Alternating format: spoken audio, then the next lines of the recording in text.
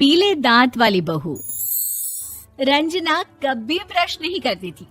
उसे कितनी बार उसके माँ बाप ने डांटा, लेकिन उसका कोई असर उस पर होता ही नहीं था, जिस कारण से उसके दांत पीले पीले हो जाते हैं। शादी के बाद। अरे बहू, वैसे तो तुझ में कोई कमी नहीं है, पर तेरे दांत इतने पीले कैसे हैं बेटा? कैसे मतलब? कोई सर्जरी थोड़ी ना कराई है। वो तो क्या नाम, मैं ब्रश नहीं करती थी तो पीले हो गए। अब क्या करूं? आप कहें तो लाल करवा लूं या फिर काले? यार ये क्या है, क्यों माँ से लड़ रही हो? लड़ रही हूँ? अरे मैं लड़ रही हूँ या ये बोल रही है कि दांत पीले हैं, पीले। अरे तपस्या थोड़ी ना की है इन्हें पीले करने के लिए। बकायदा ब्रश नहीं किया है 20 साल तक, तब जाकर। छी, कैसी बात कर रही हो? ये उस वक्त तो पीले नहीं थे जब हम लोग तुम्हें देखने आए थे। अरे तब साफ करवा लिया होगा डेंटिस्ट के पास जाकर। अब देखो कैसे पीले पीले लग रहे हैं। रंजना सास की तरफ गुस्से से देखती है। फिर शुरू हो गई पीले पीले पीले। अरे पीले तो तब भी थे जब मेरे हाथ का रसगुल्ला उड़ा उड़ा कर खा रही थी और बोल रही थी, लड़की नहीं गुणों का खजाना दे रहे भाई साहब आप। खैर, अब वो लोग करते भी तो क्या करते, पीले दांत वाली बहू पल्ले पड़ी थी तो झेलना तो था ही। एक दिन कीर्तन में रंजना गाना गा रही थी। अरे कमला बहन, माँ का द्वार है, यहाँ तो सब शुद्ध होकर आते हैं, फिर अपनी बहू को ब्रश भी नहीं करवाती तुम। दूर से पीले पीले दांत भक्ति में बाधा उत्पन्न कर रहे हैं। अरे कोई 2 साल के बच्ची थोड़ी ना लेकर आई हूँ मैं बहू बनाकर। अच्छी खासी लड़की है, अरे कैसे करवाऊं ब्रश? ये तो उसे खुद करना चाहिए ना। अब माँ बाप तो इसके जैसे तैसे निपटा दिए, ये नहीं सोचा कि सास कैसे संभालेगी। सास बहू को लेकर घर आ जाती है, लेकिन सोच लेती है कि अब इसे लेकर कहीं नहीं जाएगी। अगले रोज बहू कहती है, अरे क्या हो गया, मंदिर नहीं जाना क्या? कीर्तन का वक्त हो रहा है। मेरी मधुर वाणी से कान्हा जी जागते हैं और सोते हैं। आप तो जानती है ना उनकी भक्ति में कितना मन लगता है मेरा। वो क्या है ना, तबीयत ठीक नहीं लग रही है मेरी, आराम करूंगी मैं। तबीयत ठीक नहीं लग रही? अभी तो मिथुन के गाने पर नाच रही थी आप, और अब बोल रही है कि तबीयत ठीक नहीं लग रही। अरे भक्ति में मन लगा लो सासू माँ, ऊपर जाना है, क्या मुंह दिखाओगी आप? हाँ? सास को बहू की बात पर गुस्सा आ जाता है। मैं क्या मुंह दिखाऊंगी, इसकी चिंता तो ना कर, समझी? अपने मुंह की चिंता कर, जो ये पीले पीले दांत लेकर हर जगह पहुंच जाती है। पता है लोग कितना मजाक बनाते हैं। ना जी ना, मैं नहीं जाना कहीं तेरे साथ। तो ये बात है। कोई ना, मत जाओ, मैं अपने कमरे में ही बैठकर भक्ति कर लूंगी। ऊपर वाला दांत थोड़ी ना देखता है, मन देखता है, भावना देखता है। और अरे बस बस, तू सब कुछ दिखा, बस ये सफेद चमकदार दांत ना दिखाना किसी को, है? जा यहाँ से। बहू को सास की बात का कोई फर्क नहीं पड़ता, वो तो जैसी थी वैसी ही रह जाती है। सुबह नहाकर किचन में खाना बनाना, फिर खाना खाना, कीर्तन भजन करना और सो जाना। एक दिन, माँ जी मैं सहेली के घर जा रही हूँ, शाम को लेट आऊंगी।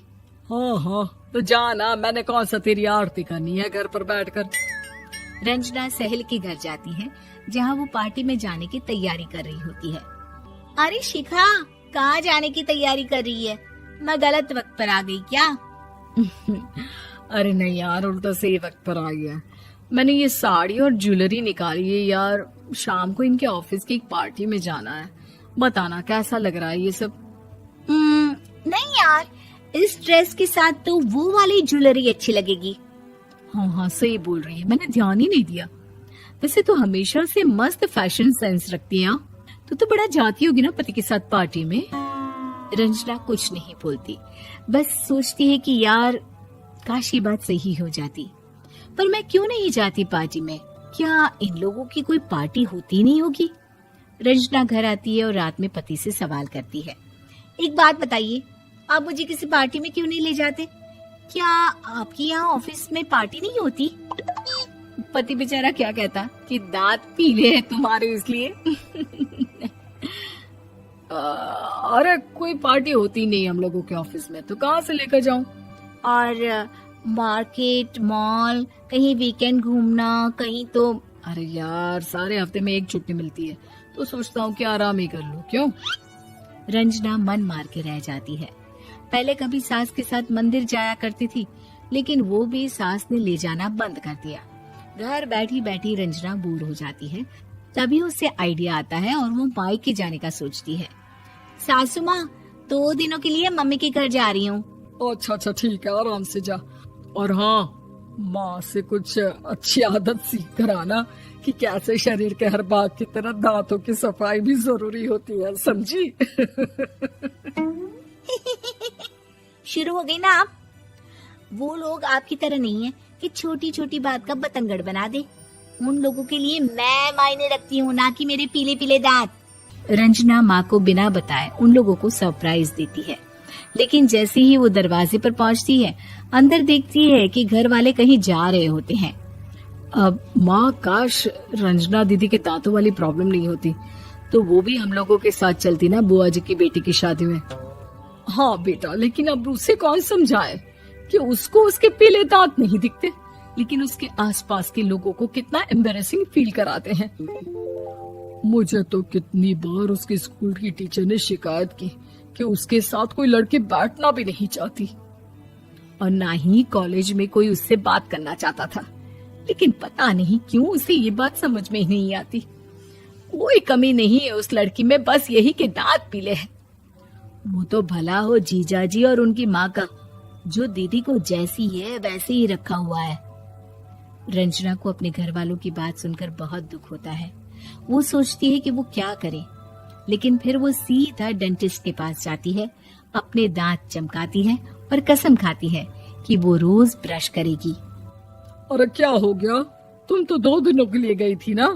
पर कोई ना, अच्छा है, चलो आ गई तो। रंजना सास के सामने आकर खड़ी हो जाती है और पूरी स्माइल करती है, उसके चमकदार दांतों को दिखाती हुई। हैं? चले मंदिर?